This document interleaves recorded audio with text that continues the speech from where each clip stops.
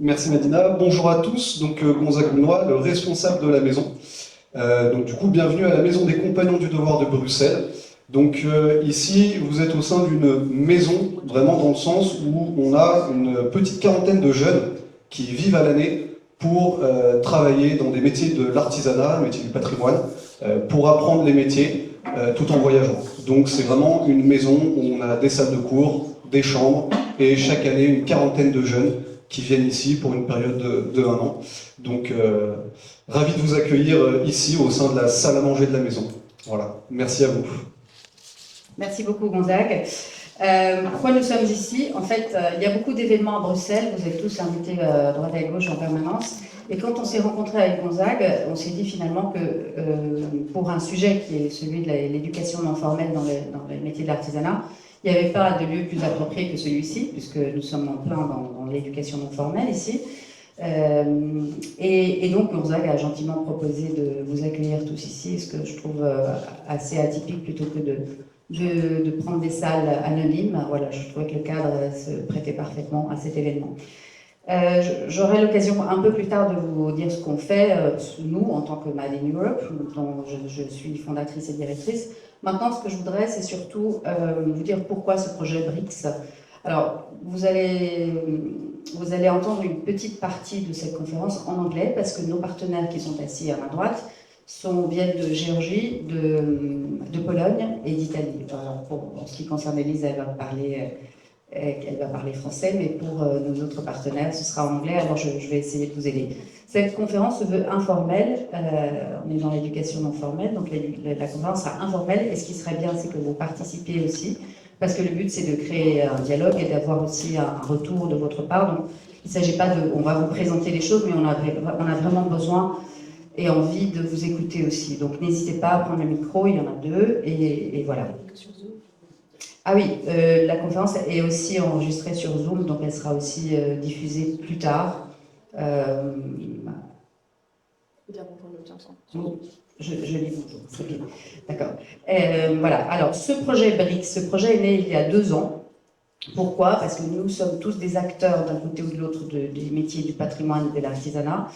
Et un constat que nous avons fait, c'est qu'il y a un problème de sous-évaluation de l'éducation en atelier, en fait. Et en plus de ça, il y a de moins en moins d'écoles de formation, donc Sébastien ici en représente une. Je vous parle au niveau européen, il y a un vrai souci d'attirer les nouvelles générations dans ces métiers. Il y a un souci dans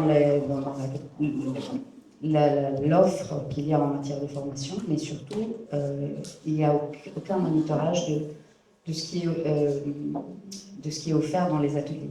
Ce qui est pour nous très très important, parce que pendant des siècles, vous savez mieux que nous, ces métiers nous sont transmis au sein des ateliers, ce qui a permis de développer des techniques spécifiques à des territoires, qui a permis de baser sur des cultures locales, etc., etc. Donc la transmission en atelier est fondamentale. Pourquoi l'éducation non formelle est essentielle aujourd'hui? Pour préserver les savoir-faire, d'une part, mais pas pour les préserver dans une optique nostalgique, pour les préserver parce qu'il y a de l'emploi dans ces métiers et que beaucoup d'acteurs, je vous parle par exemple les propriétaires ou conservateurs de bâtiments historiques, ils ne trouvent plus d'artisans, il y a beaucoup d'entreprises qui n'arrivent plus à embaucher, donc qui n'arrivent plus à faire face aux besoins du secteur. Et donc il y a de l'emploi, il y a des opportunités, mais il n'y a pas l'infrastructure pour couvrir ces besoins en matière d'emploi. Donc l'objectif principal, c'est la préservation des savoir-faire et la transmission, assurer la transmission des gestes, des techniques et des connaissances qui ne s'apprennent pas uniquement en salle de classe, maintenir vivantes des compétences essentielles au patrimoine culturel territoire, développer les compétences, apprendre par la pratique, l'observation et le mentorat, offrir des parcours flexibles adaptés aux besoins des apprenants et des professionnels. On verra plus tard, nous avons conduit des études, des sondages aussi au niveau européen. En fait, en atelier, il y a des offres extrêmement flexibles. Ça va de l'initiation jusqu'à la professionnalisation. Il y a des artisans qui veulent se spécialiser dans une technique, et bien ça, ils vont le trouver uniquement dans les ateliers et pas spécialement dans les écoles. Donc, il s'agit aussi de valoriser cette flexibilité qui permet des cours ça peut aller d'une semaine à 2 ans. Donc, il y a tout format, en fait, sont disponibles. Beaucoup d'artisans aimeraient être plus formateurs, mais ils ont énormément de contraintes et d'obstacles à ça. Et donc, comme je disais, répondre aux besoins du secteur, former des nouveaux professionnels, donc on parle des jeunes évidemment, mais aussi de personnes qui sont en reconversion, il y en a beaucoup, et ceux qui veulent se upskill, donc se professionnaliser, apprendre de nouvelles techniques, et donc accompagner la montée en compétences, la reconversion à la formation tout au long de la vie. Donc, next. Ok. Donc, les obstacles, les défis, le vieillissement des artisans, je suis désolée, mais c'est un fait. Donc, il y a un vieillissement des artisans, ce qui fait qu'on peut dire que dans 20 ans, il y a 80% des artisans qui sont en activité aujourd'hui qui sont retraités. Ce qui veut dire une perte de compétences, une perte des fermetures d'ateliers et aussi des problèmes d'outils qui sont perdus. Parfois des outils très anciens qui ont été faits exprès pour certaines techniques. Donc il y a tout un système qui est en danger. Problème, le manque d'attractivité auprès des jeunes et des personnes en reconversion. Après un certain nombre de projets, on sait que les jeunes s'intéressent à ces métiers dès lors qu'ils les connaissent. Ils ne les connaissent pas, en fait. Donc, ils peuvent pas, il n'y a aucune orientation dans les écoles à propos de ces métiers. Et donc, ils ne peuvent pas, on les envoie dans les filières business, les filières médecine, l'ingénierie, etc. Mais l'artisanat, on n'en parle jamais. Et en revanche, quand on parle aux jeunes de ces métiers, du coup, ils découvrent, etc. Mais il y a des obstacles, la famille, la perception de la société par rapport à ces métiers qui constituent des obstacles sérieux. Donc, une faible reconnaissance des compétences acquises en dehors de l'enseignement formel. Alors, ça aussi, c'est un gros problème, et je dirais que c'est peut-être le cœur du sujet de BRICS. C'est-à-dire qu'une fois qu'on suit une formation en atelier, on sort et on n'a rien. Et ça, c'est un obstacle. En fait, il y a beaucoup de jeunes et les parents aussi, qui accusent une pénurie de reconnaissance. Et cette reconnaissance, elle est perçue aussi bien de la part des jeunes apprentis que des maîtres qui ne sont pas certifiés eux-mêmes. Alors, par exemple, dans notre étude, qu'on ne va pas dévoiler complètement aujourd'hui, mais on parle en France, par exemple, il y a des systèmes de certification des maîtres, il y a aussi, peut-être que Sébastien va nous en parler, mais c'est très limité, en fait. Donc, il y a besoin d'une reconnaissance des formateurs et des apprentis. Bah non. C'est 44. Tu peux? Oui. Merci. Donc, besoin de mieux soutenir les artisans formateurs et les entreprises formatrices, nécessité de rapprocher davantage formation, patrimoine, innovation, emploi. On est dans un cadre patrimonial ici, et c'est ce que je disais tout à l'heure, le patrimoine constitue une ressource d'emploi. Donc ces métiers doivent être vus comme une ressource d'emploi, et une ressource d'emploi beaucoup plus étendue, parce que le patrimoine est un écosystème. On parle du tourisme, on parle de l'économie locale, par exemple, d'où il y a des monuments classés. Tout ça constitue une ressource d'emploi, mais aussi ça anime l'économie de territoire dans toute l'Europe. Donc ça, c'est très important aussi de lier le patrimoine avec l'emploi et l'innovation aussi. Et ça, ce sont tous les thèmes qu'a exploré BRICS dans ces 2 ans. Donc là, tu peux aller sur la suivante. Donc, nous avons travaillé pendant 2 ans avec nos partenaires, 4 partenaires, sur ces thèmes. Nous avons conduit des études dans chacun des pays qui ont été consolidées ensuite dans une étude globale dans laquelle il y a un rapport avec les recommandations politiques qui vont aller directement aux institutions européennes, mais que, au travers de nos partenaires, nous allons faire remonter également aux institutions nationales. Ce qui ne veut pas dire qu'on ne va pas les partager avec la France, qui n'est pas partenaire de ce projet, ou d'autres pays. Ce qu'on va essayer, c'est de faire une diffusion optimiser au maximum des résultats pour qu'on continue ces recommandations auprès des institutions européennes. Je fais une petite parenthèse. En janvier, nous avons fait une conférence au Parlement européen. Sébastien était là aussi, pour justement alerter les institutions européennes sur le fait qu'il faut aborder ce sujet au niveau européen. Il faut créer des mobilités, il faut créer des partages de compétences au niveau européen, et surtout il faut qu'il y ait des lois et des cadres et des financements pour les filières de formation. Donc tout ça va alimenter ce dialogue que nous avons déjà instauré avec les institutions européennes, et on continue. Ce projet est fini, mais on a déjà commencé à travailler sur le projet suivant. Donc tout ça fait partie d'un processus. On n'est pas là pour vous présenter la fin d'un projet, on est là pour vous présenter ce que nous avons acquis au travers de ce projet à ce stade, mais on continue. Donc je reviens sur le fait que vos témoignages sont importants, parce que c'est uniquement par les témoignages du terrain qu'on peut faire remonter les besoins et tous les besoins. Je pense que on peut aller vers voilà. Les partenaires, donc Made in Europe, mais je vous présenterai tout à l'heure, Artex, qui est représenté ici par Elisa Guidi, Georgian Arts and Culture Center, qui représente aussi Europa Nostra en Géorgie, et le musée ethnographique de Gdańsk en Pologne. Donc vous allez les entendre tous parler un petit peu de ce qui se passe dans leur pays. Et ce que j'aimerais bien, c'est si vous pouvez prendre vos téléphones, et on aimerait bien avoir un petit peu une idée de qui est dans la salle, en fait, pour identifier savoir si on a plus d'artisans, plus d'institutionnels, etc. Ça peut être intéressant de savoir qui est dans la salle. Donc, avec vos téléphones, vous allez scanner ça, et puis Régina va vous montrer le reste. Voilà. Artisans.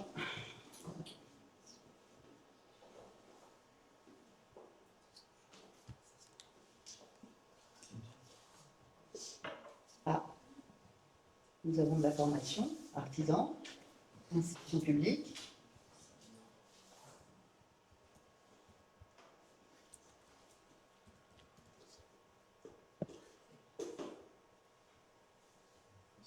Je trouve ça très bien, vraiment.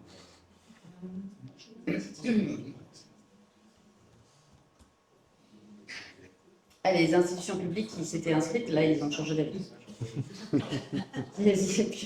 C'est bien hein, de faire partie d'une institution publique. Ouais,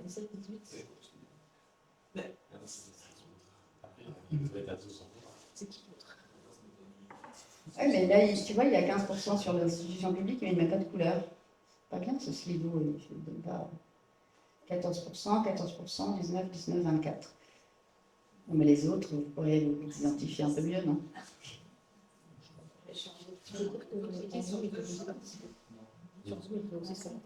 Oui, ceux qui sont présents sur Zoom peuvent aussi participer au slido, effectivement.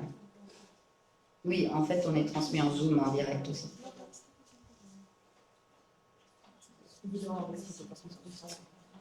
Yeah, for those who don't speak French and who are on Zoom, you can also identify yourself on the Zoom link.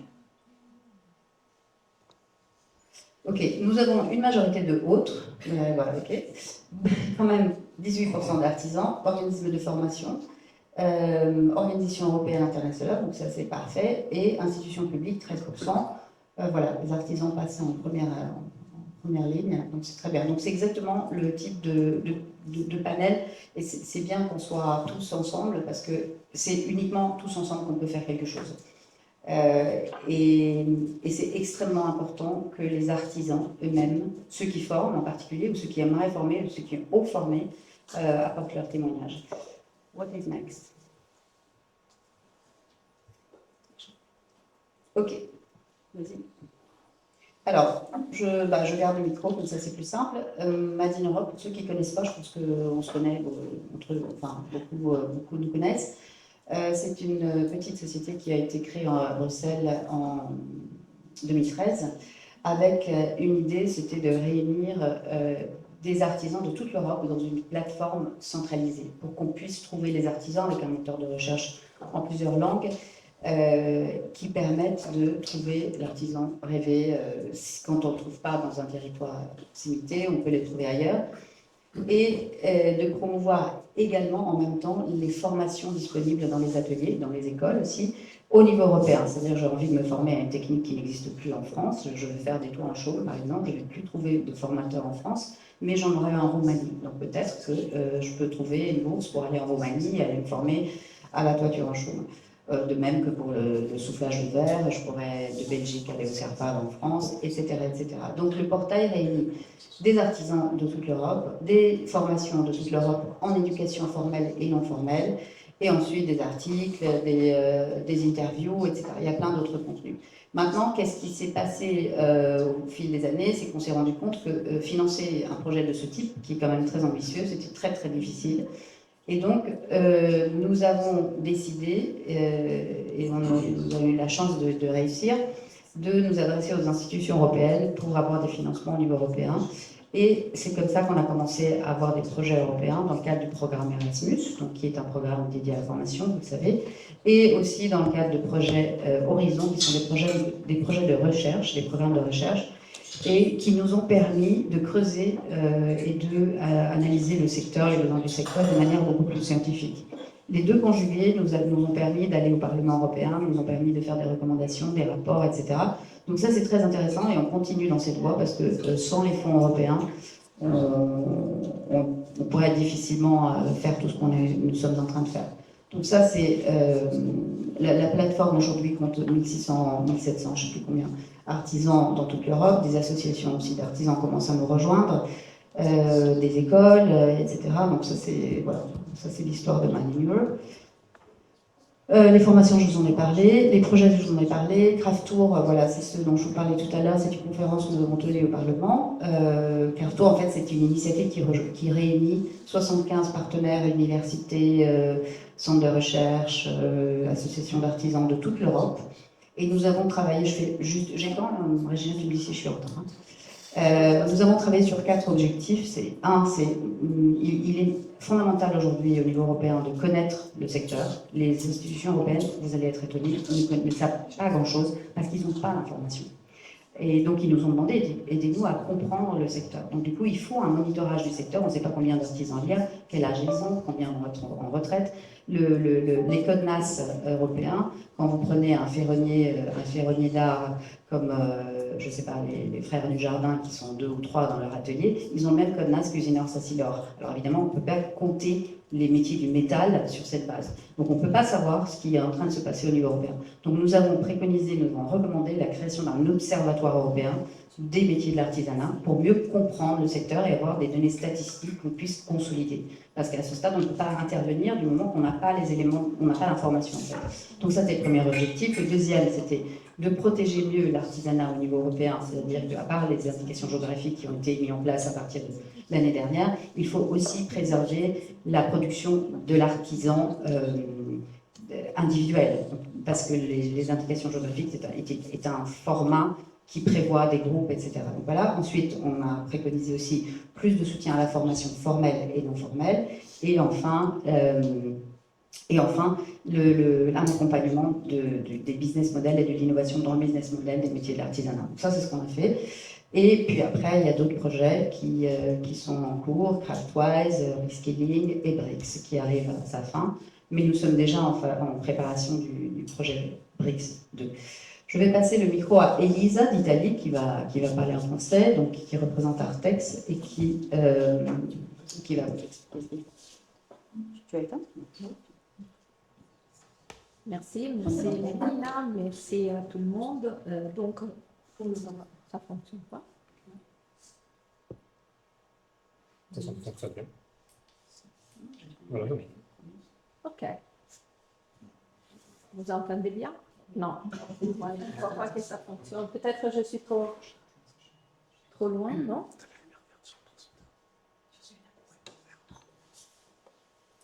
Non, ça marche.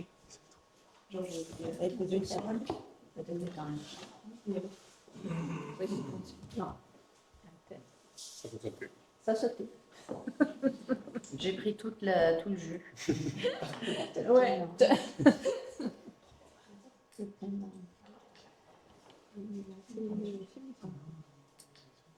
Vous m'entendez là? Non.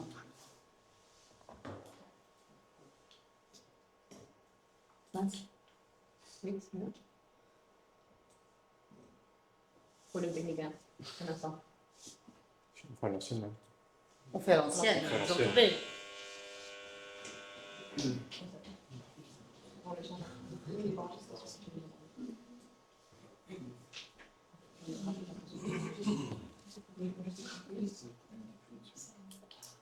Okay, so you can go.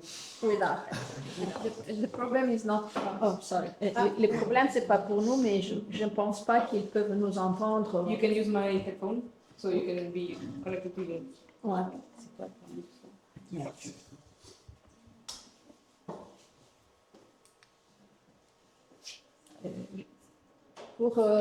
For people connected, can you hear me? I think, yeah, okay, oh, Okay. great. Ok, perfect.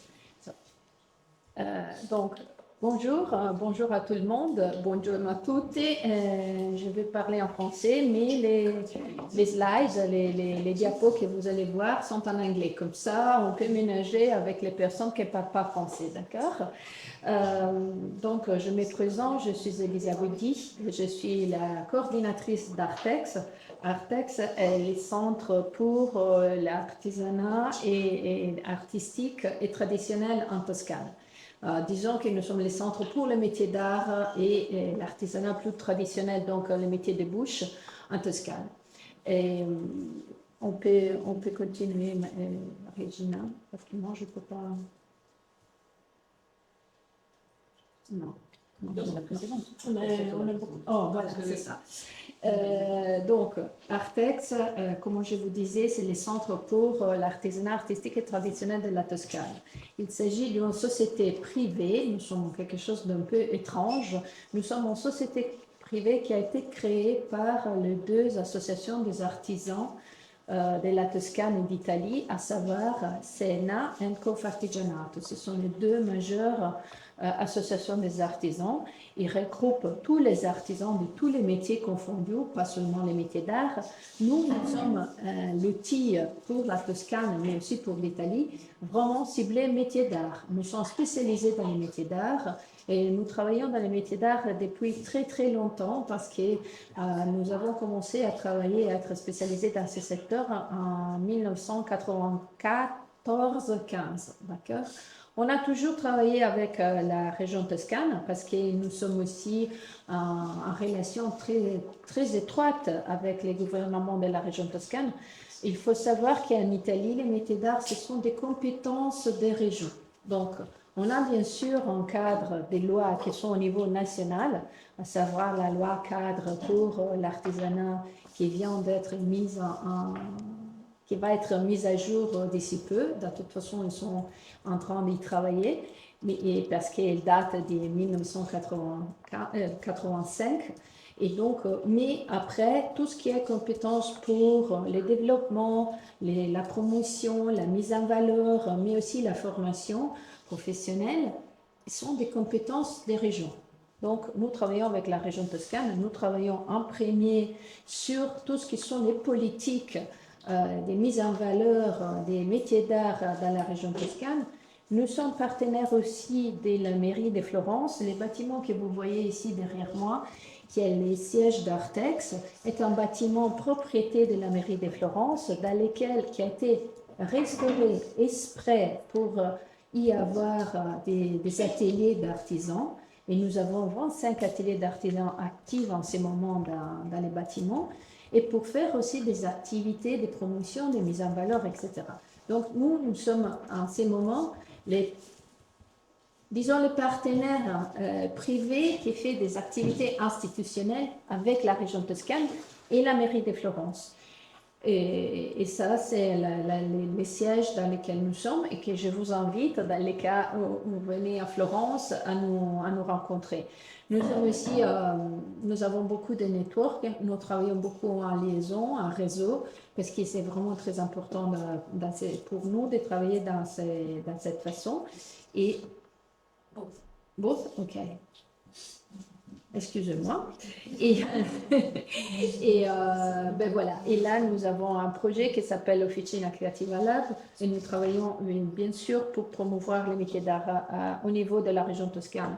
Mais nous travaillons aussi au niveau d'Italie. Nous avons des projets qui sont ouverts aux artisans de toute Italie. Par exemple, nous sommes l'antenne italienne pour les journées européennes des métiers d'art. Et donc, nous travaillons en Toscane, mais aussi en Italie. Nous avons des événements, des salons que nous gérons en Italie et ailleurs, qui sont ouverts, bien sûr, aux artisans de toute Italie. Et nous avons aussi pas mal de projets européens. Nous avons de Horizon, de Erasmus+, ça c'est un des deux. Et bien sûr, en ces cas-là, les actions, les activités, toutes les opportunités qui sont offertes par les programmes européens sont ouvertes à tous les artisans d'Italie. Donc, nous avons ces doubles casquettes. On peut aller, Regina. Merci. Non. Voilà, c'est ça. Et donc, alors, je ne vais pas être trop longue sur ces parties, juste pour dire que nous faisons, comment nous travaillons d'habitude. On essaie d'examiner, d'analyser ce que sont les besoins, mais ce qui sont aussi les opportunités au niveau national et international. Nous faisons une espèce d'intermédiation entre les politiques et les artisans. Nous sommes un sujet d'intermédiation, de création aussi d'opportunités. Donc, on fait des analyses, on crée de nouveaux projets, on descend aussi des nouvelles activités qui puissent être intéressantes pour le métier d'art. Par exemple, nous avons commencé à travailler dans la mise en relation des métiers d'art avec le système touristique fin années 90, début année 2000. Donc, c'était vraiment une activité pionnière, des vrais pionniers dans ce sens-là. Là, maintenant, nous continuons à travailler dans ces types de stratégies, mais nous avons beaucoup de requêtes par les tourismes. Parce que maintenant, il y a beaucoup de demandes pour ce qu'on appelle les expériences, les tourismes expérientiels. Et donc, les métiers d'art, ce sont vraiment dans les centres de ces mouvements. Nous, comment je vous dis, on organise donc, on fait des projets, on pense des projets qui sont exprès pour des groupes d'artisans qui ont des caractéristiques communes. On promeut aussi les projets maîtres d'art Bottega Scuola, dont je vais parler tout à l'heure dans la partie formation non formelle. On peut continuer. Je suis où? Voilà, je suis. Pardon, mais on n'est pas connecté. Donc voilà, ça c'est un peu ce qu'on a fait pour la partie italienne et mes collègues dans les autres pays vont présenter la situation dans les différents pays. Donc on a fait un research, un desk research, en recherche sur l'état de l'art en Italie dans la formation professionnelle. Donc, on a fait soit une partie de recherche sur les politiques, mais aussi des best practices et les relations entre l'éducation non formelle et l'éducation formelle, pour savoir aussi comment les deux peuvent dialoguer ensemble, parce qu'on ne peut pas penser à quelque chose qui soit séparé l'un de l'autre. Et on a fait aussi une analyse des données, parce qu'on a fait une recherche à travers un questionnaire qu'on a proposé soit à des centres de formation non formels, mais aussi formels, et aux artisans qui travaillent dans leur atelier, qui donnent des cours dans leur atelier, et aussi on a proposé des questionnaires aussi aux étudiants, ou quand même aux gens qui étaient en formation. Et donc après, vous allez voir les analyses des données. On peut progresser. Voilà. Alors, l'éducation non formelle en Italie, de quoi on parle? Nous avons une définition par loi, une loi de 2013. Non, je pense que... Ok, oui, non. Ça, c'est le pathway pour l'éducation non formelle. Et donc, d'abord, je vais vous dire qu'il y en a une loi de 2013, la soi-disant loi Fornero, qui a organisé, disons, les systèmes du travail et surtout les systèmes des retraites. C'est la loi qui a fait monter l'âge pour aller en retraite pour tout le monde, mais a aussi défini la formation pendant la vie, les long life learning. Okay? Et dans les long life learning, il y a une définition qui est l'éducation formelle, donc tout ce qui est dans des centres de formation, dans des centres d'éducation publics, où il y a disons, des cours qui sont les mêmes tous les années, où il y a une certification, etc., etc. L'éducation non formelle est une éducation pour les adultes, mais pas seulement pour les adultes, qui l'adulte fait par son propre choix dans des centres qui ne sont pas celui de l'éducation formelle. Donc, et la plupart des éducations non formelles ne donnent pas des certifications. Pas tous, parce que quelqu'un peut les donner, mais d'habitude, il n'y a pas de certification. Il y a des certifications des fréquences, des attestations des fréquences, des participations, mais pas des certifications formelles reconnues. Ça, c'est, disons, un peu les différences les plus importantes. La définition d'éducation non formelle dans les métiers d'art est donnée par la loi dont je vous parlais tout à l'heure, à savoir la loi 443 de 1985, la soi-disant legge quadro, loi cadre, loi programme, disons, hein, qui donne tous les infos et tous les cadres de référence pour l'artisanat en Italie.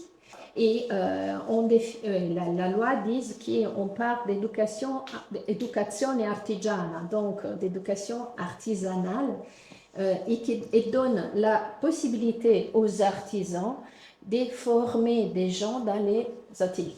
Donc ça, c'est vraiment clairement exprès dans la loi que les artisans peuvent donner des cours dans les ateliers, des cours qui doivent être en relation avec la loi sur la formation professionnelle. Et ça, disons, c'est le nœud pour lequel il est si difficile d'arriver à créer des cours d'éducation non formelle, parce que la formation professionnelle est quelque chose vraiment de très technique. En Italie, c'est quelque chose de vraiment très, très, très compliqué. Et nous avons des gens très, très bien dans ces secteurs. Heureusement, nous avons un secteur de la région Toscane très disponible en ce moment, mais c'est vraiment quelque chose de très spécialisé, très technique. Et donc, n'est pas facile à...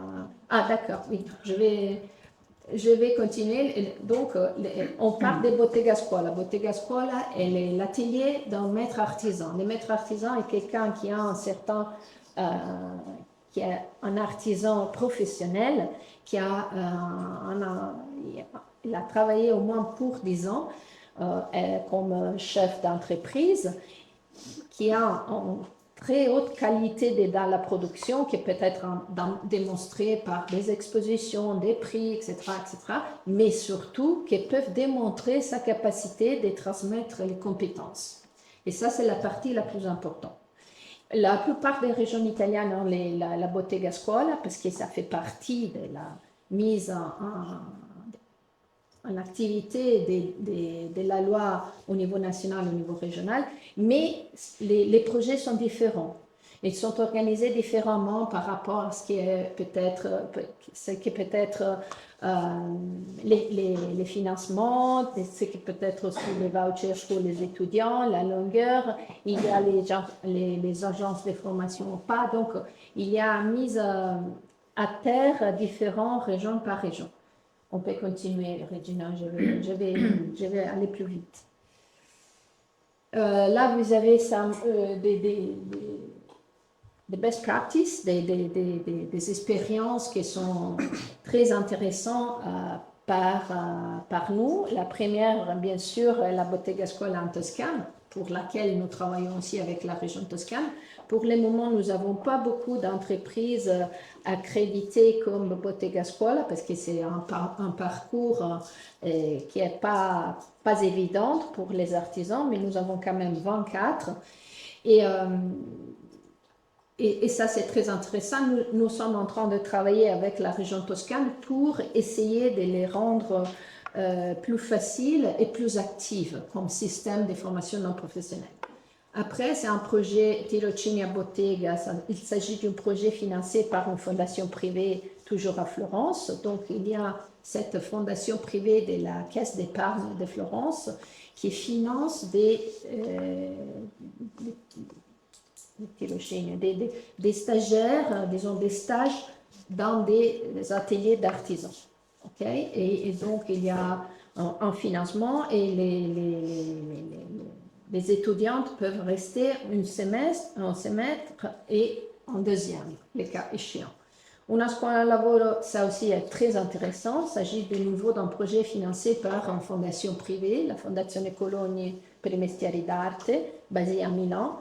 Il y a un projet qui date d'il y a 15 ans, donc on est à la 15e édition. Donc c'est un projet très important et très structuré parce qu'il y a une première partie théorique en collaboration avec les Polytechniques de Milan et d'autres organisations. Et après, il y a une partie pratique dans les ateliers d'artisans dans toute l'Italie, dans plusieurs secteurs. Et c'est très intéressant, très intéressant. Il y a 25 jeunes qui sont formés chaque année. Après, on a mis deux exemples de centres de formation. Le premier, l'école de Montelupo pour la céramique, une école liée à la mairie de Montelupo. Montelupo est un centre d'ancienne tradition céramique à côté de Florence. Et donc, ils font des cours très différents. Ils font des cours d'une journée, d'une demi-journée, mais ils font aussi les cours reconnus dans le cadre de la formation professionnelle. Donc, ce sont des cours pour lesquels, à la fin, il y a une certification de compétences. Il s'agit de cours qui sont à peu près 900 heures. Oui, ils sont longs, 800-900 heures de cours. Et sinon, Scola est un centre florentin, mais privé. Et là, il y a céramique, cuir, mode, il y a différents secteurs dans lesquels les étudiants sont formés. Il s'agit, je dis, d'un centre privé, travaille surtout avec des étrangers parce qu'ils sont un peu coûteux. Hein? Ils ne sont pas donnés. Possiamo andare, Regina. Là, je vous dis, on a un peu essayé d'analyser les relations, mais surtout la partie éducation formelle et non formelle, bien sûr, en ciblant la recherche sur tout ce qui est formation et éducation pour artistique métier d'art, d'accord? Parce que souvent, il y a ces doubles côtés, et là, ok, et là, on a les stages, juste, de toute façon, vous allez voir Là, l'analyse, la partie la plus importante que nous avons vue, et c'est lui qui donne des cours, sont des artisans qui ont une certaine ancienneté d'activité, 25 années. La plupart des gens qui suivent les cours, ce sont des gens qui veulent être des professionnels. Les organisations qui demandent aussi de l'offre. Et la question la plus importante posée par les artisans, ce n'est pas l'argent, c'est la collaboration. Et ça, c'est très important pour nous. Et là, nous donnons, ce sont un peu les défis que nous allons voir, donc la fragmentation, pas assez de financement et surtout pas continu. Et vous allez voir dans les rapports. Et sans priorité d'action. Donc, la première, c'est de renforcer la liaison et les rapports entre l'éducation formelle et non formelle. Ça, c'est très important. Il faut voir les deux comme quelque chose qui peut être en collaboration et vraiment en relation très stricte. Parce que comme ça, on peut avoir vraiment de la formation complète, au moins dans les cas italiens. Essayer d'avoir des financements constants. parce qu'on ne peut pas avoir les financements pour un atelier ou pour un cours une année et l'année suivante pour un cours en céramique, l'année suivante pour un cours en orfèvrerie. Ça veut dire que tu ne vas pas bâtir vraiment en transmission des compétences, tu ne vas pas agir sur le secteur. Informer les jeunes qu'il y a cette possibilité d'emploi dans les métiers d'art, cette possibilité aussi de création de nouvelles entreprises, de création aussi d'une activité qui soit vraiment en expression de soi-même et surtout donner une image des métiers d'art qui ne soit pas vieille. D'accord? Donner une image des métiers d'art comme quelque chose qui est vraiment vivant, quelque chose qui est vraiment en évolution. Et of course, et aussi essayer de présenter les métiers d'art dans les écoles primaires et de toute façon vraiment dans des jeunes âges. Et ben voilà, ça ce sont les choses les plus importantes. Et moi je pense que la plus importante dans tous les suggestions, c'est vraiment de créer des relations entre formelles et non formelles. Ça c'est vraiment la chose la plus importante. Et je vous remercie et je m'excuse si j'étais un peu longue. Merci.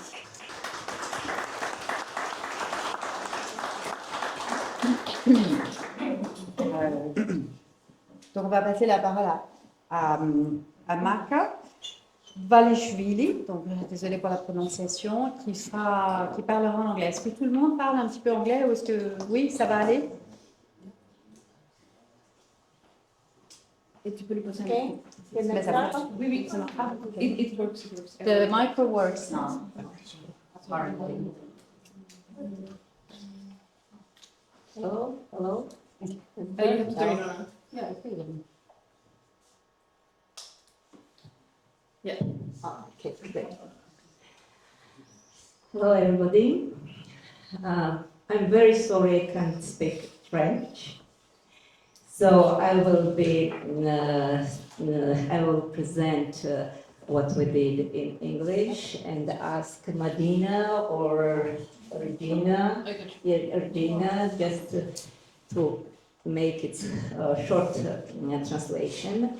So, first of all, I would like to present ourselves, our organization. This is Georgian Arts and Culture, and I think there was already the slide about who we are.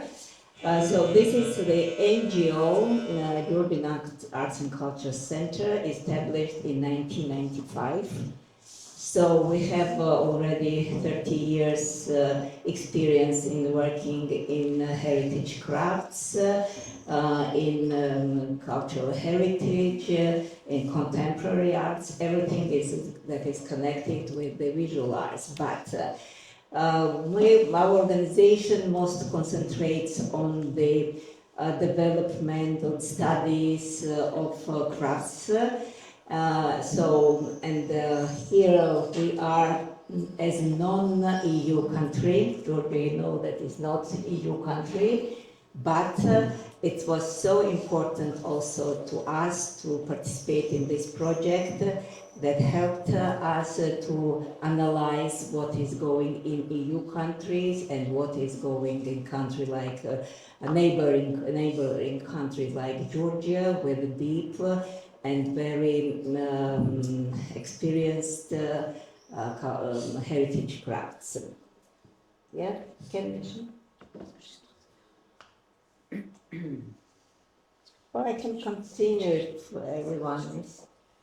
Regina? Yes. I think I can continue. Yes.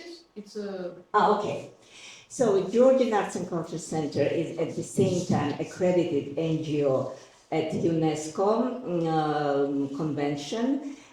We are official representatives of Europa Nostra in Georgia, and as I mentioned, it was very important for us to participate in this project.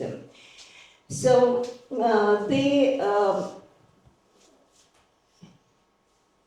okay.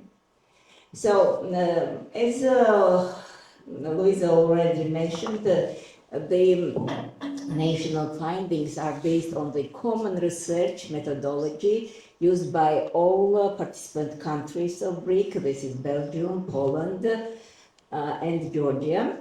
And the first step, it was the desk's research which examined the policy frameworks, existing non-formal crafts trainings, validation systems, relevant institutions, and good practices. Sources included legislation, policy documents, academic research, and reports. Based on this survey, the legal framework and the learning pathways look like Georgia has clear legal framework for non-formal education through the law of vocational education and national qualifications framework and the vocational education strategy 2024, 2030. Okay. So now I think we have to, yes, this one. Here are the several listed legislation acts that I will for sure not go through them, but this exactly shows that non-formal education is on their agenda. Another point is how they are implemented. That is very weak point from our side, especially for the non-formal education. So, next slide. Yeah. So the legislation, as I mentioned, recognizes non-formal learning, supports lifelong learning, and allows recognition of prior learning. However, implementation remains limited, especially in the craft sector where awareness and access to validation are still low. Non-formal crafts education is delivered through the workshops, apprenticeship, NGOs, museums, private studios, community organizations, family traditions mostly, and self-learning. Although all these opportunities are diverse, they are, as mentioned, are fragmented and receive very limited financial support. Next. Next. Yes. So, despite the challenges, Georgia has many successful examples for non-formal crafts education. Public institutions, such as, for example, National Museum of Summer School and Gori Municipality Gallery, they provide stable training opportunities as they are funded by the state. Another group is civil society organizations, including Heritage Resource Center, where we were last time during the study visit visiting it, and yesterday there was wonderful presentation of the architect crafts in architecture, so these are very similar what they are doing.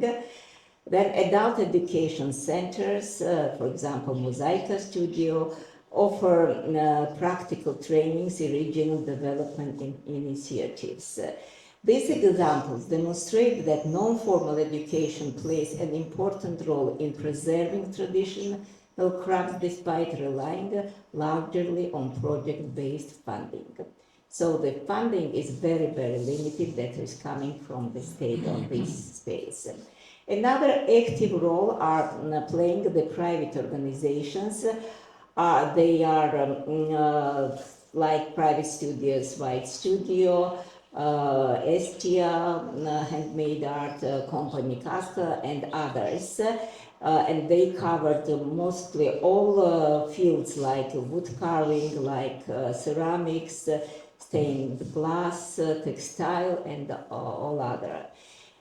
Also important contribution comes from Patriarchate of Georgia, which parish schools preserve ecclesiastic arts while supporting traditional crafts such as embroidery, enamel, and self-making.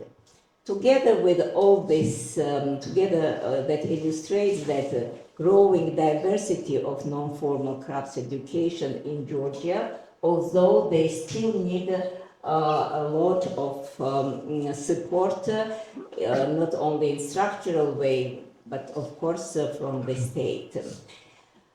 So non-formal education complements formal vocational education by providing practical trainings, flexible learning, and direct contacts with experienced craftspeople. Although Georgia has a legal system for validating non-formal learning, its use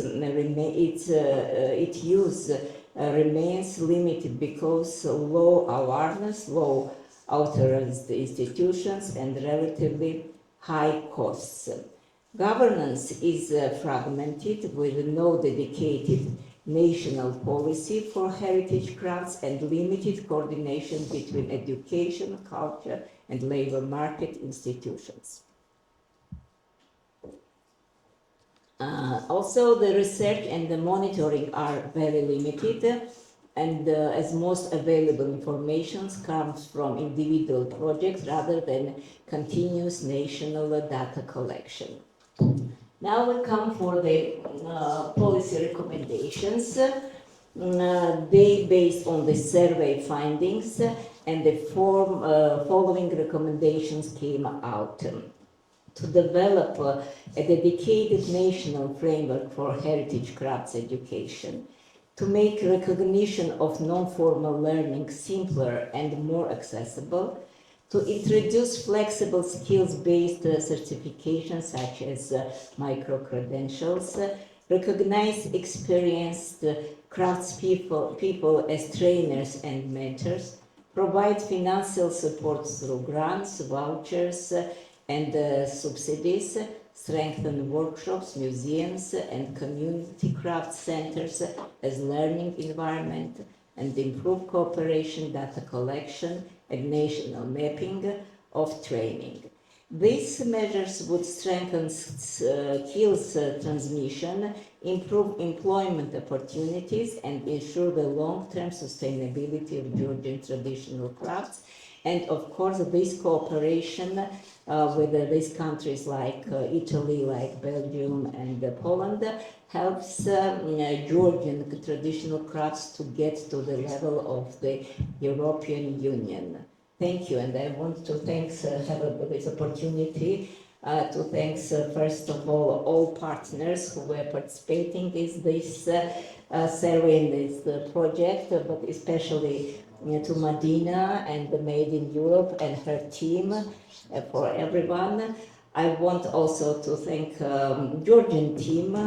Tamuna is here, the main producer of this project, and of course we're looking for and Artex, who worked hard to elaborate this methodology and which helped us to follow it and to cover all needed topics, and our colleagues from Poland. So thank you again, and I'm looking for our further cooperation and BRICS too. Yes.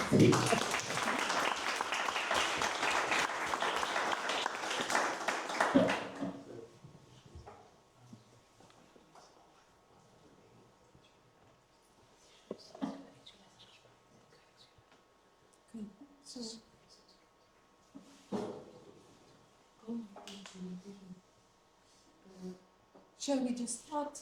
Yeah, you can start. Yes, okay. Regina is dealing also with the online people, so she's a little bit, Okay. this is, I'm assisting her. Okay. So before we move on to the main topic, we would like to briefly introduce ourselves. Our bios are missed, but it's okay. You can go on and I will put it. Okay. I'm Krystyna Wojciechowicz. I'm an anthropologist, film educator, and moderator of meetings and creative exhibitions. Here is Anna Ratajczak-Rajka. She is art historian, curator of artistic, educational, and research projects. She is also curator of the ethnographic collection of the National Museum of Gdańsk. So we are from the ethnographic department of the National Museum in Gdańsk, one of the museum's 6 branches. We are based in the historic Abbott's Granary, a unique heritage building that has become a place where history, culture, and contemporary ideas come together.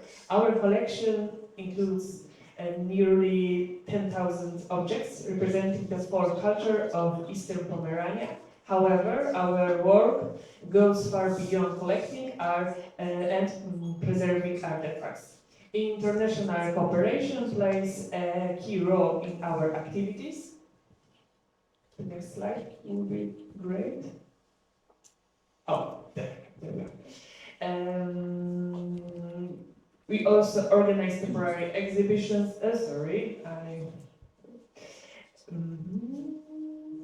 Yes. For international projects, we combine ethnographic practice with cultural anthropology and address some of today's most important challenges, including multiculturalism, the protecting cultural heritage and traditional craft, and the exploring of new cultural phenomena. Visitors can explore our permanent exhibition dedicated to the folk culture of Eastern Pomerania. We also organize temporary exhibitions, film screenings, concerts, workshops, and public events. We regularly collaborate with folk artists and craftspeople, contemporary artists, researchers, and cultural practitioners from both Poland and abroad. These collaborations create opportunities for dialogue, knowledge exchange, and learning across generations and cultures. Our museum garden is another important part of our program. It is a welcoming space where visitors can meet folk artists and discover regional crafts. Every summer we organize the Summer Ethnographic Fair together with a wide range of cultural events that bring local communities and visitors together. The garden includes a stage for concerts and performance, as well as space for regional exhibitors, including folk artists, artisans, members of rural housewives associations, and other makers. Education is one of our main priorities. We develop programs that support the national school curriculum while making learning more engaging through collaborations with regional artists and specialists in ethnography, cultural anthropology, and related fields. We strongly believe in learning through participation and hands-on experience. We also work to ensure our cultural program is accessible and relevant to a wide range of audience. Our activities are designed for families with children, young people, adults, senior citizens, and immigrant communities living in our region. Today, our department is more than a museum. It is a place where people meet, exchange ideas, and build relationships. It serves as a platform for dialogue between cultures, generations, researchers, artists, and local communities. We are also proud to host the local branch of the Association of Folk Artists and the regional branch of the Polish Ethnological Society. Thank you. This is a brief introduction of what we do.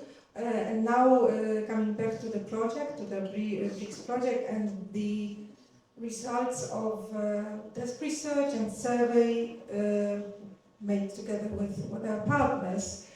So in general, Polish non-formal learning system is based on EU and national legislation through the integrated qualification system and vocational education systems and more.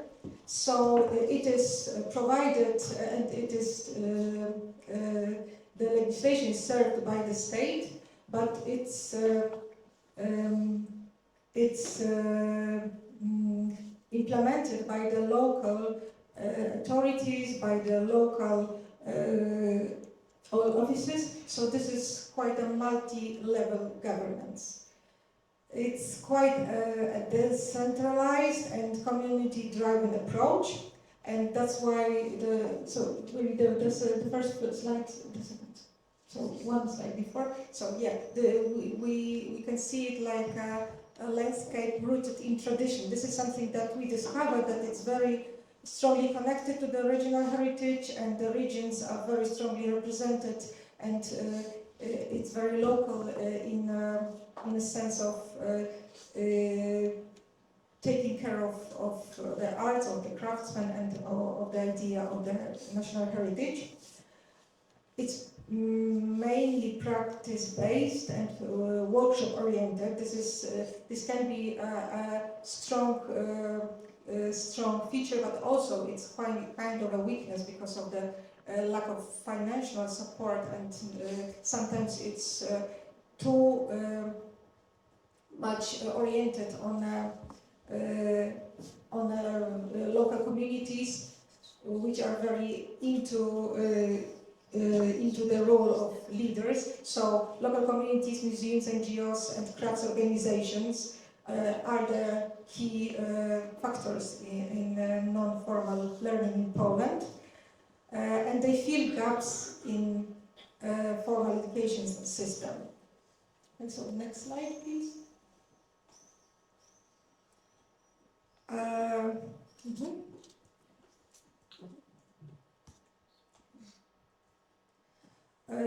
So the good Before, Regina? the good practices, which we discovered through the BRICS project research, is that the learning is trying to deal with the real production environments. There are scholarship programs that are supporting the masters and leaders of the non-formal educational system. The community plays a key role, and the community workshops organized by the museums are really the main force to discover the range of crafts, identities, and the national and the local heritages. What is a good practice is is combining traditional crafts with the design and tourism. This is something that is very important right now within the regional legislation, and the flexible learning formats, such as short and long-term courses, may be inspiring for the young, mostly for the young people, to find their way of living within crafts. It is important to briefly outline some of the key challenges facing the craft sector today. One of the most pressing issues is the aging of craft people. Many highly skilled practitioners are reaching retirement age, while too few young people are choosing craft profession, making generational renewal increasingly difficult. Another challenge is that skills acquired through non-formal learning, such as such as mentoring and learning direct from experienced craft people, are still not sufficiently recognized and valued. Learning opportunities are also unevenly distributed. In some regions, people have access to excellent training and experienced mentors, while in others, opportunities are very limited. The sector is also heavily dependent on short-term projects and unstable funding. This makes it difficult to plan long-term activities, maintain continuity, and build sustainable educational programs. At the same time, traditional crafts often have low visibility among young people who may not see them as an attractive and viable career path. Okay, so next slide, please. What comes out of these findings are the recommendations that we can outline for the BRICS project. So the strengthening of recognition and certification can be a very important factor of improving the non-formal education in crafts in Poland. we can now say that through our survey, but also through private talks with craftsmen, that the certification system is not very good, and they lack of a clear and nationally recognizable certifications. The cooperation between formal and informal education also could be improved. There is a lack of long-term and sustainable funding mechanism for the courses, for teachers, but also for students who would like to take a course which are quite expensive right now. It should be also considered to support professional development of crafts educators. We mentioned that there are lots of people in crafts that are at the angry age, and for their whole life they were lack of the fundings, and right now they are not able to take part in grant applications. It's too complicated for them, so that's why it should be improved. The visibility and attractiveness of the crafts in Poland is still too low, so it should be increased. And what is important, and what was the key point also within this project, so the international exchange and sharing of good practices. So we are very happy that some of our craftsmen could be a part of this project and travel across Europe just to get know-how from, just to talk with different craftsmen in Georgia or Italy or from Belgium. The next one.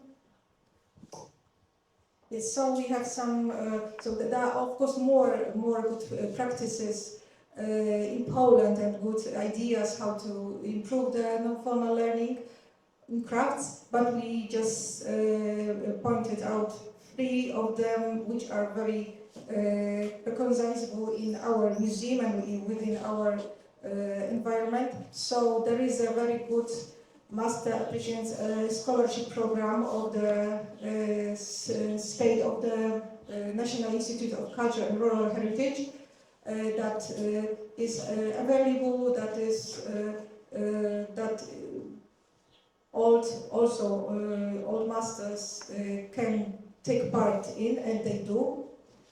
In our region, we have several folk universities, like the Kaszebo Folk University in Wieżyca, and they are very active in making courses, in taking care of craftsmen, and in giving them support in, for example, applying for grants.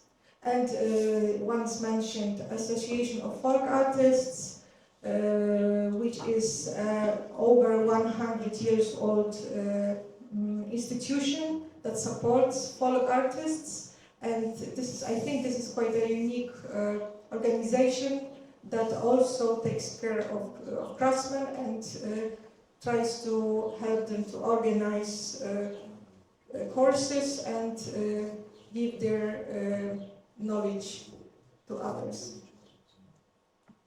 Next slide, please. Okay, so and something from our side, like a museum, we are quite specific to be a museum, but also to be very into supporting folk artists and crafts. So, for example, one of our ideas is to connect folk artists, craftsmen with young artists, young contemporary artists. This is one of the projects that we are right now into. This is an EU project, Creative Europe project, also supported by the Ministry of Culture and National Heritage. We are implementing it with Slovenia and Greece institutions. It's called Tying the European Cultural Landscapes with Knots and Patterns, and the idea was to make,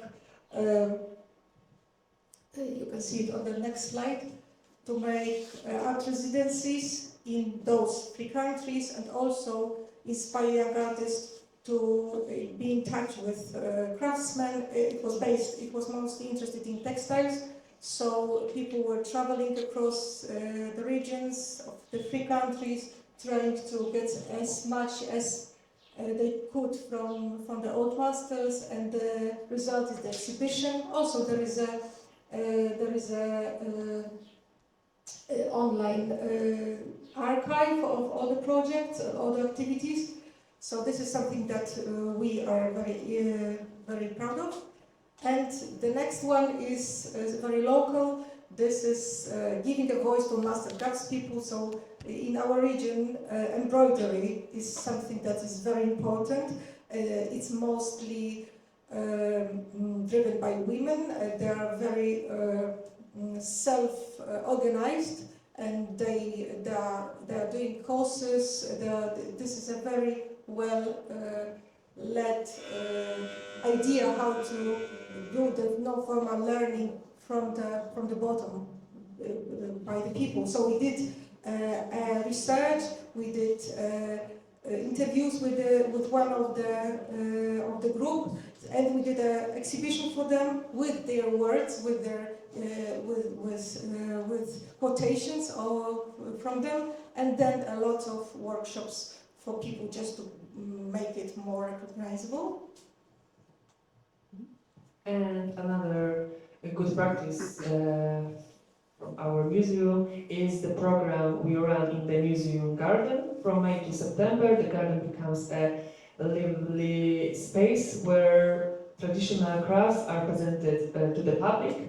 It offers visitors the opportunity to meet artisans and folk artists, watch them at work, and learn about their techniques and traditions. The garden also provides craftspeople with an opportunity to sell their work, helping to support local makers while promoting traditional craftsmanship. Education is another important part of the program. We organize activities for school groups as well as individual visitors, creating opportunities for people of all ages to engage directly with traditional crafts.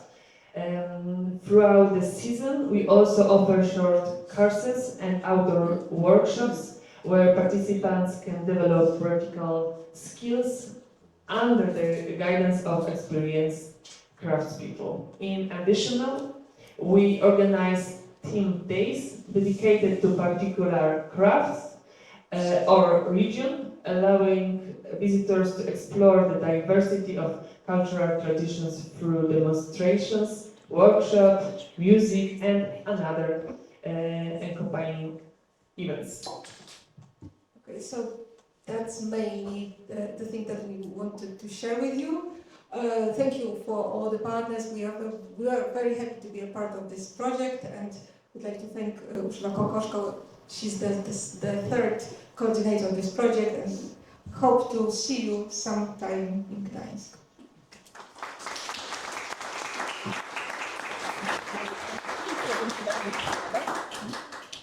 Merci à tous. On va passer à la Belgique, parce que vous avez demandé la langue en Belgique. Et je vais demander à Sébastien de venir. Alors, je voulais juste ajouter une chose. Artex et JACC et Malio sont membres d'une organisation internationale qui s'appelle européenne, qui s'appelle les European Crafts Alliance. Et à ce titre, tout ce que nous avons fait dans ce projet va également être repris au niveau de la Crafts Alliance. Ce qui veut dire que ça va toucher d'autres pays, ça va toucher la France, le Portugal, l'Espagne, etc. Donc, tout ce qu'on entend ici, tous les témoignages, vont être partagés avec d'autres pays. Donc le travail continue aussi avec les partenaires qui ne sont pas ici, qui ne sont pas dans ce projet, mais qui pourraient être dans d'autres projets. Donc on continue de créer des configurations transversales pour alimenter ce débat au niveau européen, avec tous les autres partenaires. Donc je passe la parole à tout le monde connaît Sébastien, directeur. Je vais te laisser te présenter Sébastien. Merci Madina. Donc, je m'appelle Sébastien Mimi, je suis directeur de 2 centres de formation de l'Agence Wallonne du patrimoine, l'APDIE et le pôle de la pierre. Pour vous donner... Ah, pardon, on est très en retard et Regina a déjà failli nous étrangler trop bas. Très vite. Donc, juste quelques images, comme ça vous voyez, c'est un peu plus illustré. Et puis, Donc, les deux centres de formation, un dans la région liégeoise, un dans le Hainaut. Le premier, c'est la P2 qui existe depuis une trentaine d'années maintenant, dans une ancienne abbaye cistercienne. Donc, dans une ancienne abbaye cistercienne qui a été restaurée et transformée en centre de formation, y compris un hébergement. Et le second, dans une ancienne carrière de pierre bleue à Soigny, et donc qui regroupe toute une série d'ateliers autour des métiers de la pierre et à proximité d'une carrière de pierre bleue. Alors, ce sont des activités qui sont des activités de formation professionnelle pour les adultes. Donc, on organise des formations suivant un catalogue, suivant un calendrier bien établi, des formations à la demande. On organise aussi des formations au niveau international et enfin, on organise des formations diplômantes. Alors, ici, vous voyez quelques exemples des différentes techniques. Vous avez de la technique de la maçonnerie en pierre sèche notamment, ou de la maçonnerie classique, des travails de la pierre, le travail du bois. Ça, tu peux le suivre aussi sans te tordre le cou. Ça va, merci. Le travail du bois. Alors ensuite, il y a également le travail de la chaux qui mène à différentes techniques comme le sgraphite, comme le stuc marbre, le travail du verre, donc du vitrail, la peinture sur verre, la gravure sur verre, le travail du métal, et également des techniques qui sont plus décoratives, les peintures de décor, le travail de la mosaïque, le travail de la rocaille dans les parquets jardins, mais également le travail de la dinanderie, qui notamment va être, il y a un projet européen pour la faire reconnaître comme patrimoine immatériel, et enfin une grosse part liée au patrimoine funéraire, notamment dédié aux communes.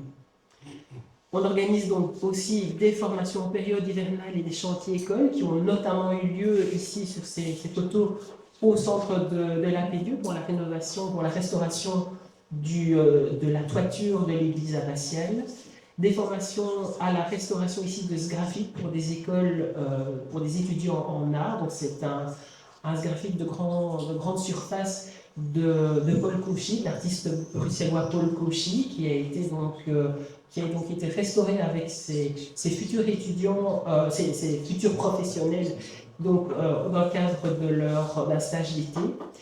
On forme donc des ouvriers communaux, mais on peut organiser aussi des formations pour des propriétaires de biens, donc ici pour les demeures, les jardins historiques, pour apprendre à mieux voir, à mieux entretenir leurs biens. À l'international, on a déjà participé à des projets Erasmus+, ici sur la peinture en décor. Et on a de nombreux modules de formation liés à la pierre sèche, qui a été reconnue patrimoine immatériel en Belgique il y a 2 ans. Et donc on organise ici des programmes transfrontaliers avec la France, donc la Belgique, le Luxembourg et l'Allemagne, pour promouvoir ce métier, les filières de la pierre sèche, tant au niveau de la formation des techniciens, de la recherche d'une meilleure fourniture des pierres, puisque les pierres utilisées en pierre sèche ne peuvent pas être n'importe lesquelles, et pour sensibiliser les communes, les municipalités, les collectivités à utiliser cette technique de construction écologique. On a également, donc tout ce que je vous ai dit ici, ce sont des formations qui ne sont pas diplômantes, on reçoit une attestation de participation. On organise également 2 formations diplômantes, un master de spécialisation en restauration et conservation pour des architectes, des historiens de l'art, des archéologues, et une formation pour des gestionnaires de chantier patrimoine, pour mieux dialoguer avec les intervenants sur un chantier et mieux le préparer. Et enfin, quelques points sur les activités pédagogiques. Donc, augmenter cette visibilité des métiers, mieux les faire comprendre et dès le plus jeune âge donner l'envie de connaître et de pratiquer. Eh bien, on organise dès le fondamental pour l'école primaire. Vous voyez ici une activité en taille de pierre, une activité en secondaire où on a créé avec les élèves d'une école d'art les cartons des vitraux que vous voyez sur la droite, ils ont été réalisés par les élèves. Des élèves qui sont déjà dans des formations techniques et professionnelles vont être formés notamment ici à la maçonnerie, à la chaux, choses qu'ils n'apprennent pas à l'école. Et pour des étudiants de l'enseignement supérieur, donc ici des ingénieurs architectes, ils ont donné des aspects plus patrimoniaux qui vont être proposés au cours d'une semaine de formation. Voilà, très très brièvement, la présentation des deux centres. Il y a beaucoup de choses d'autres à dire, mais on y reviendra par la suite. Bravo.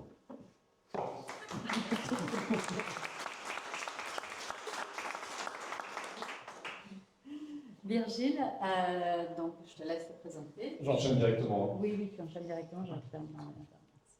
Donc, je suis administrateur de l'Union des artisans du patrimoine, qui est une association fondée en 2007 et qui réunit de nombreux métiers aujourd'hui en Belgique autour du patrimoine, notamment qui touche l'immobilier. Donc on est vraiment dans le secteur de la construction, autant dans la couverture, la charpente, la construction, au niveau de la maçonnerie, et qui réunit vraiment un panel de compétents, de professionnels, parfois des compagnons, qui ont pu voyager, se former autrement que simplement par un cursus en Belgique.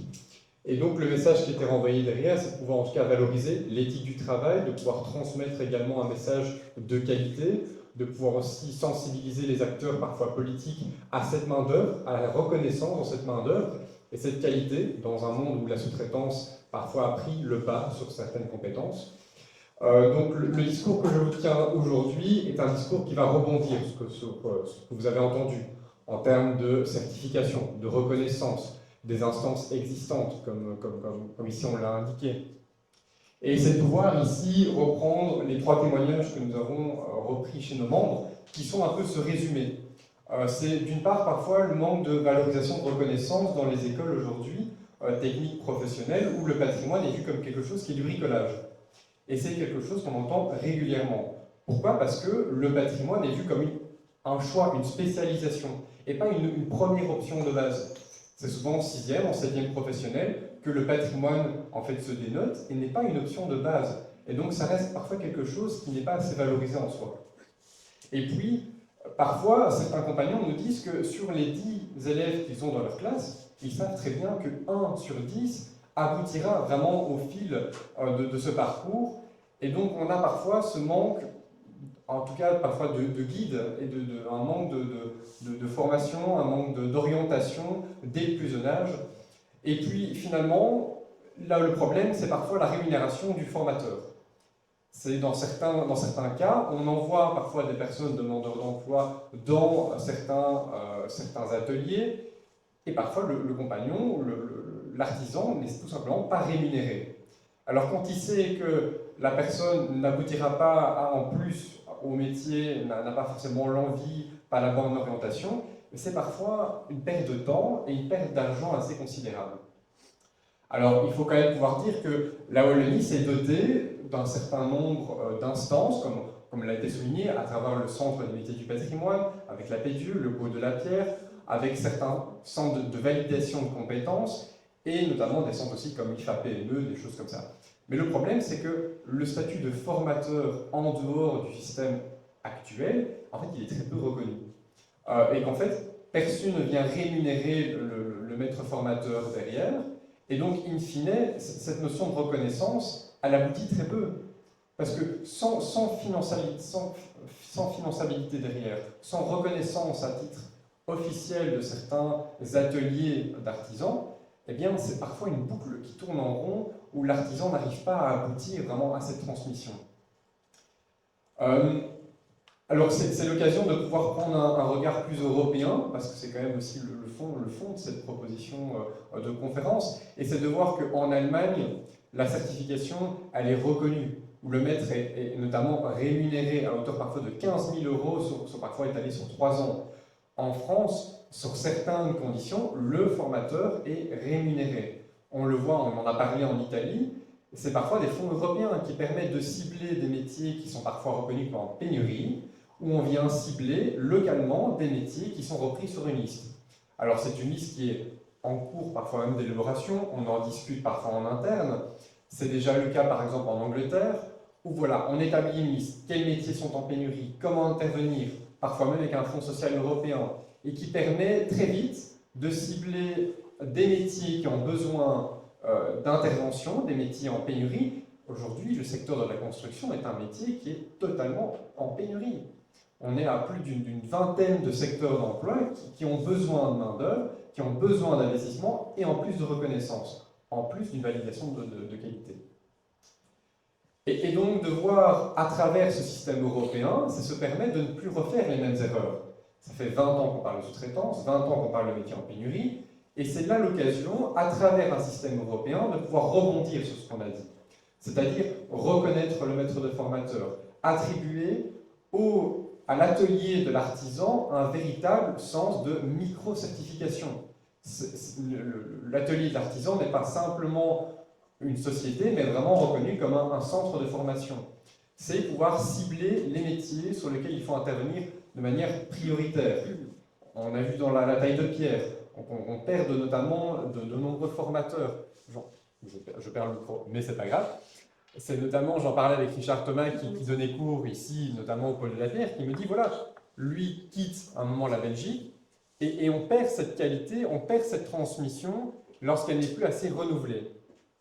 Alors là où il y a des possibilités de dégager certaines pistes et qui sont faites notamment, comme on le voit par exemple en Italie, ce qui s'appelle l'art bonus. Donc c'est-à-dire dégager un levier fiscal, notamment sur, par exemple, une déduction fiscale sur des donations privées, notamment ciblées sur, par exemple, une fondation liée au métier en pénurie.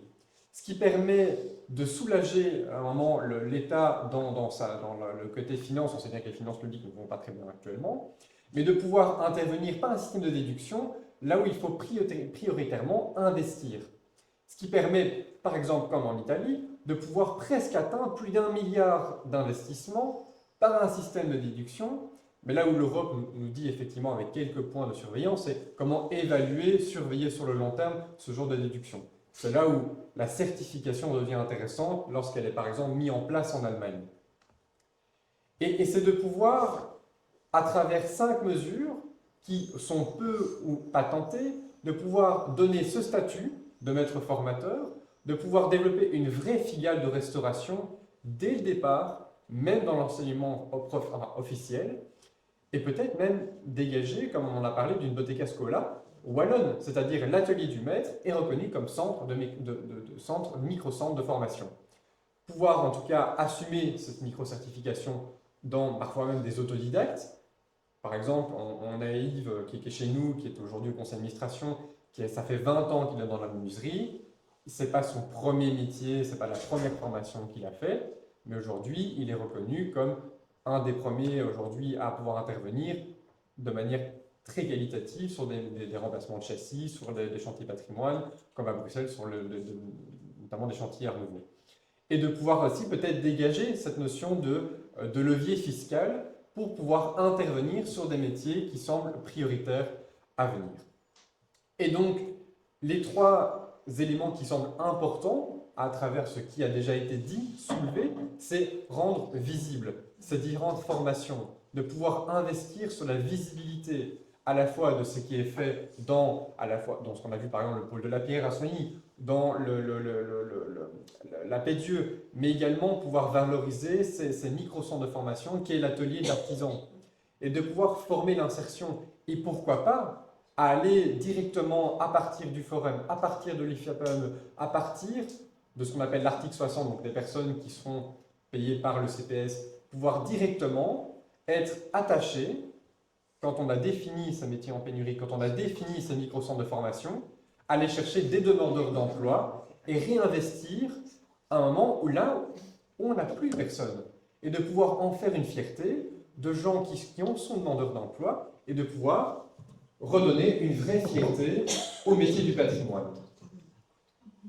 C'est aujourd'hui la question aussi de la finançabilité. C'est une grosse question qui est posée aujourd'hui quand on a un portefeuille qui est très réduit et de pouvoir peut-être cibler aujourd'hui en Wallonie un fonds social européen, une intervention de déduction fiscale qui permet de soulager un maximum, notamment l'État, et en pouvant donner de vrais leviers pour défendre cette qualité, cette transmission de l'emploi. C'est les messages qu'on veut renvoyer à l'UAP de reconnaissance, de transmission, de pouvoir avancer également avec notamment cette notion de, voilà, on a des métiers en pénurie, on a des demandeurs d'emploi, comment aujourd'hui on affronte le secteur en pénurie de demain. On sait que le métier technique et professionnel est l'avenir de notre État membre, de l'Union européenne. Avec les crises liées à l'intelligence artificielle au niveau des métiers, notamment liés à tout ce qui est plutôt informatique. On sait que le métier technique et professionnel, j'en reviens au rapport de Gabriel Attal, de Philippe Papillon, sur l'avenir de l'intelligence artificielle, le métier technique et professionnel est l'avenir de demain. C'est de pouvoir aujourd'hui cibler les leviers pour établir une politique de la formation. Merci beaucoup.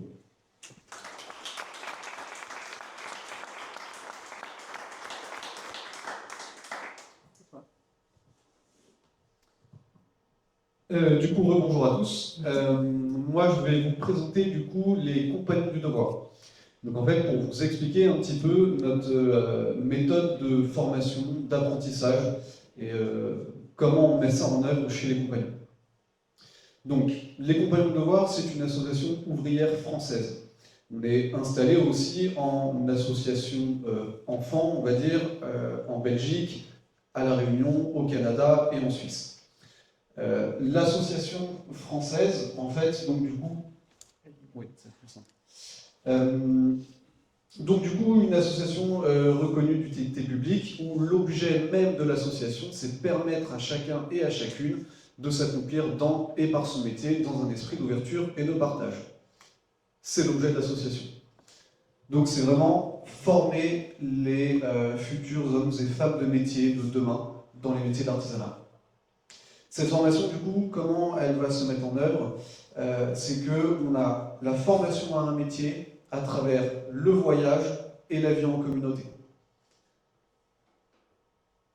Donc, pour vous donner un petit peu quelques chiffres, pour vous représenter ce que c'est que l'association au niveau national en France, donc on est chaque année à peu près à 12 000 jeunes qui sont formés chez les compagnons, ce qui représente à peu près un réseau d'entre 25 et 30 000 entreprises partenaires en fait, qui ont l'habitude de prendre des jeunes en formation et d'avoir un roulement d'année en année.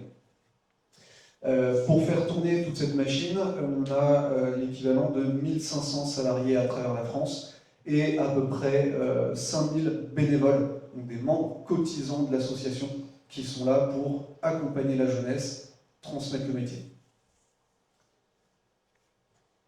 Donc du coup là vous avez tous les métiers qui sont pour lesquels nous avons de la formation chez les compagnons de devoir, donc ils sont divisés en plusieurs catégories.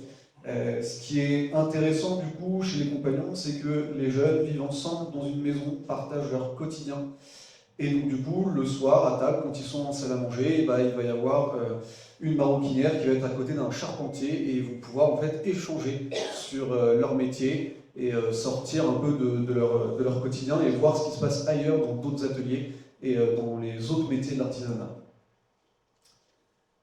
Du coup, le parcours de formation chez les compagnons. On a du coup ce qu'on appelle le Tour de France. Le Tour de France, c'est-à-dire voyager pendant plusieurs années tout en se formant dans le métier qu'on a choisi. Donc si je prends mon exemple, moi je suis responsable de la maison ici à Bruxelles, mais je viens de terminer 7 ans de Tour de France, donc en menuiserie. Donc je me suis formé à la menuiserie pendant 7 ans, j'ai voyagé à travers la France, d'atelier en atelier et de maison de compagnon en maison de compagnon. Ce qui fait que j'ai pu avoir un panel d'entreprises avec des chantiers complètement différents les uns les autres, que ce soit donc, du coup, dans mon métier de la menuiserie, de l'agencement de cuisine ou alors de la fenêtre de monuments historiques. Ça permet de voir en fait tout le métier, on a encore toute la vie pour l'apprendre, mais ça permet vraiment de se former en ayant une expérience qui chaque année va être complètement différente. Et donc du coup, pendant notre Tour de France, on est toujours en formation diplômante. C'est-à-dire que chez les compagnons, en fait, on peut commencer le tout premier diplôme du métier, le CAP, le certificat d'aptitude professionnelle, et on peut aller jusqu'à un niveau master tout en restant dans le même métier d'artisanat. Pour prendre l'exemple du coup de la maison ici à Bruxelles, pour vous représenter un petit peu, ce qui n'est pas évident, c'est que les compagnons ont fait de la formation, de l'hébergement et de la restauration tout en un. Donc pour vous représenter le quotidien dans une maison. Ici à Bruxelles, on a une petite quarantaine de jeunes qui ont entre 18 et 28 ans à peu près. Tous sont en contrat de travail avec une entreprise locale, à proximité de la maison. Comme je vous ai dit, nous avons des salles de cours et des chambres. Les chambres sont partagées, ça va de 2 à 4 jeunes par chambre. Tous les soirs, du coup, les jeunes se retrouvent ici même, en salle à manger, entre 19h et 20h, pour partager le repas tous ensemble. Et juste après le repas, dans les salles de cours, les jeunes se retrouvent de 20h à 22h pour le côté de la formation informelle, vraiment de la transmission en interne. Où en fait, on va avoir le plus expérimenté dans le métier, qui peut avoir peut-être 22 ans, mais ça fait déjà 6-7 ans qu'il est en formation. Il va accompagner les plus jeunes, et c'est lui qui va organiser les cours. Et donc c'est ça, tous les soirs de 20h à 22h, et le samedi, la journée, c'est soit salle de cours, soit en atelier, pour réaliser une pièce qui a été dessinée tous les soirs de la semaine, et après on la réalise à l'atelier le samedi. On a notre méthode de fonctionnement aussi, quand on parle de formation informelle, c'est vraiment la transmission intergénérationnelle. Dans le sens où on a énormément de compagnons qui sont bénévoles, qui sont cotisants à l'association, et en fait qui ont fini leur Tour de France, qui ont fini leur formation chez les compagnons, mais qui viennent bénévolement consacrer leur temps pour accompagner les plus jeunes et pour transmettre le métier. Et ça, c'est l'essence même qu'on a chez les compagnons du devoir, c'est l'échange intergénérationnel entre voilà, toutes les différentes générations qui se sont formées au métier d'artisanat. Pendant le Tour de France, il est aussi possible, avec les compagnons, d'effectuer des mobilités courtes, des mobilités longues, donc des petites étapes en Europe avec des programmes Erasmus, ou passer 1 an durant toute sa formation n'importe où dans le monde pour voir complètement autre chose et pour sortir un peu du quotidien et aller voir comment le métier aussi est pratiqué à l'international. Et en plus de ça, on forme essentiellement, on va dire, la jeunesse, le public 18-25 ans, mais on a de la formation pour n'importe quel profil. C'est-à-dire que on a des personnes qui viennent en reconversion à 45 ans, à 55 ans, qui viennent chez les compagnons pour se former. La seule différence est qu'ils ne résident pas à l'année dans une maison, ils ne partagent pas leur chambre avec les jeunes. Mais on a de la formation pour tout type de profil. Et les compagnons répondent aussi à des demandes spécifiques des entreprises. C'est-à-dire que les entreprises, n'importe où dans le monde, peuvent contacter les compagnons pour acquérir une compétence très spécifique ou des choses, enfin n'importe quel domaine d'activité dans l'artisanat. Et notamment, la dernière action qui a été mise en place, c'était former des ouvriers à la ferronnerie d'art au Congo. Donc voilà, donc en fait il y a tout un tas de formations qui sont aussi mises en place vraiment sur demande des entreprises ou de certains pays. Et donc du coup, les compagnons, nous avons à peu près 64 maisons réparties à travers toute la France, plus Belgique, Suisse, Réunion, Canada.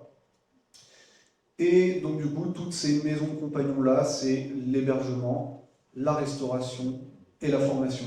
Et en même temps, comme les jeunes vivent là à l'année, il y en a qui sont à 50 km de chez eux, d'autres qui sont à 1500 km. Et donc du coup, il y a aussi tout un tas d'activités qu'on essaye de mettre en place. Le but, c'est que les jeunes viennent ici à Bruxelles, ils découvrent le métier dans l'entreprise dans laquelle ils travaillent, mais en même temps, on incite fortement sur le fait qu'il faut découvrir la ville, la culture locale, se renseigner. Et voilà, en fait, c'est à travers le métier qu'on transmet du coup des savoir-faire et des savoir-être. On a aussi mis en place chez les compagnons des instituts de métier, c'est-à-dire que chaque métier a un institut avec des personnes en fait qui s'occupent de la veille du métier, c'est-à-dire regarder le métier où il en est aujourd'hui, anticiper comment il pourra être demain et faire en sorte que à chaque fois nos parcours de formation, nos contenus pédagogiques soit toujours à jour et qu'on puisse réussir à anticiper ce que sera le métier de demain. Nous avons aussi des pôles multicompétences, donc ça c'est vraiment en train de se développer. On a différentes villes en France où il y a vraiment des thématiques très précises avec des équipes qui travaillent dessus, et tout ça en lien avec les métiers d'artisanat. Merci beaucoup.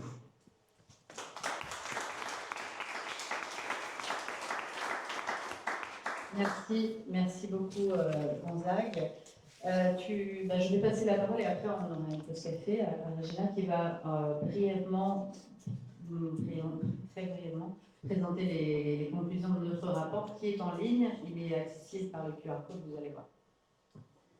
Bonjour tout le monde, je suis Regina, je travaille chez Made in Europe, je suis Project Manager de BRICS et je vais vous présenter le rapport, comment on a fait l'étude, comment on l'a menée. Donc tout d'abord, il fallait comprendre les réalités de l'éducation non formelle en Europe. Cette recherche a été complétée par une enquête de terrain. Certains d'entre vous peut-être ont même répondu à l'enquête. On a eu une recherche documentaire en premier pour identifier les tendances communes, que ce soit en Géorgie, en Italie, en Pologne ou en Belgique. Et ensuite, on a mené une enquête de terrain auprès des acteurs du secteur et on a confirmé les points que l'Italie, la Géorgie et la Pologne ont déjà mentionnés. Donc, le rapport en 4 étapes. En premier, on a analysé des modèles d'éducation non formelle en Belgique, Italie, Pologne et Géorgie. Et on a aussi identifié des défis et des bonnes pratiques dans le secteur de l'éducation artisanale.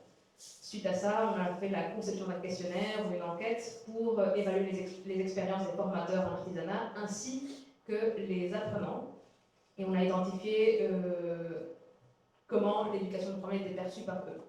Ensuite, on a compilé ces résultats pour créer une étude comparative entre les pays partenaires. Et enfin, on a fait des rencontres avec des formateurs, formatrices en artisanat, des décideurs, décideuses politiques et des artisans. On a observé, grâce à des visites d'études en Italie, Géorgie et Pologne, et cela nous a permis de mettre en relation les bonnes pratiques, les résultats, les tendances, les défis communs, justement là, les ateliers élémentaires restent au cœur de l'apprentissage.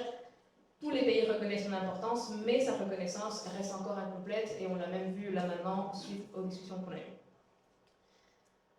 Les défis communs reviennent tout le temps, c'est la même chose, c'est le financement et l'accessibilité, le soutien aux artisans formateurs, l'attractivité des métiers, une conviction commune où l'éducation formelle et non formelle doivent être complémentaires et enfin la reconnaissance des certifications. Je vais aller vite par rapport à l'étude. Donc, en quelques chiffres, notre sondage a reçu 117 réponses. Il y a eu 87 organisations de 13 pays représentés, notamment la Belgique, l'Italie, la Pologne, mais on a aussi eu de la Serbie, l'Espagne, la Suisse, le Royaume-Uni, l'Allemagne, entre autres. On a eu 30 apprenants qui ont répondu. Là, pour le coup, c'était grosso modo que la Belgique, Géorgie, l'Italie et Pologne, et une personne de la Serbie. L'objectif était de comprendre comment les savoir-faire sont transmis en dehors des systèmes de l'enseignement formel. Suite à ça, on a relevé les mêmes défis qu'on a vus à travers la recherche documentaire. Donc, on a le manque de financement qui a été identifié à 60,9%. Ensuite, il y a la difficulté à attirer les apprenants, la reconnaissance limitée des compétences acquises et enfin, la coopération doit être renforcée, que ce soit entre artisans, entre institutions, etc. L'éducation non formelle repose sur un écosystème d'acteurs expérimentés et diversifiés, comme Virginie et Gonzague l'ont dit déjà, Sébastien aussi, et nos partenaires. Il y a des structures expérimentées. 34% des répondeurs des organisations ont plus de 20 ans d'expérience. Mais ce qui est le plus important à retenir, c'est qu'il y a une énorme diversité des métiers, céramique, restauration, textile, bois, métal, entre autres. Donc, il faut combiner l'expérience des organisations établies et le dynamisme des nouvelles initiatives qui y sont par. La transmission des savoir-faire repose aussi sur l'expérience, l'observation et la répétition des gestes. On s'est rendu compte que la plupart des organisations proposent des cours qui donnent 20% de théorie et 80% de pratique, qui est énorme, c'est 67% qui en proposent. tandis qu'il y a seulement 20% qui proposent pratique 100%. Donc on peut dire que l'éducation non formelle complète l'enseignement formel en transmettant des compétences qui s'acquièrent difficilement en salle de classe. Comment manier, comment tailler une pierre, etc. Cependant, c'est important de garder en tête que l'éducation non formelle ne se limite pas seulement à l'apprentissage des gestes.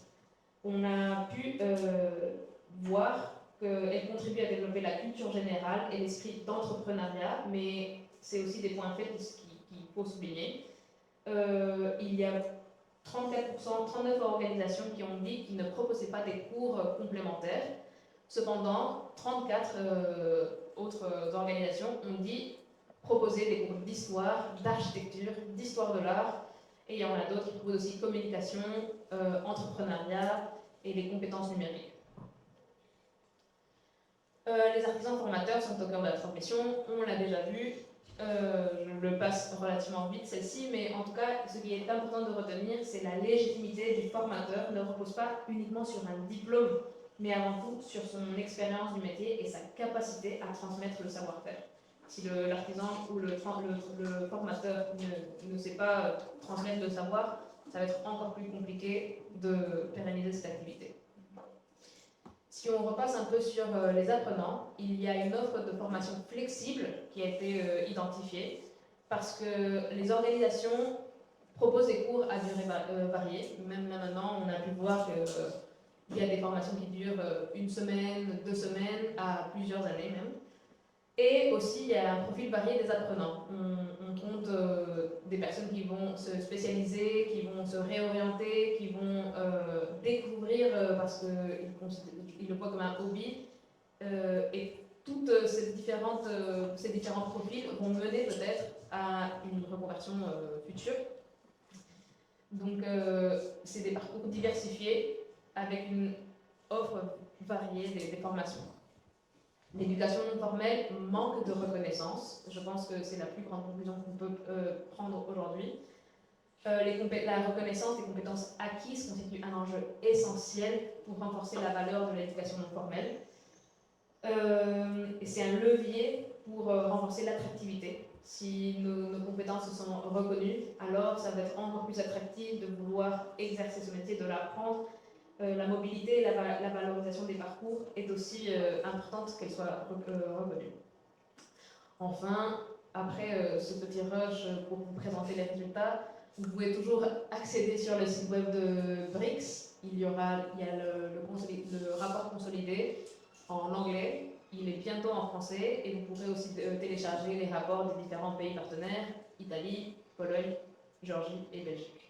Là, pour l'instant, la Belgique, c'est le seul qui est disponible et dans les jours qui suivent, vous pourrez télécharger aussi les autres. Sur ça, on a une pause café. Merci. On va peut-être faire 15 minutes.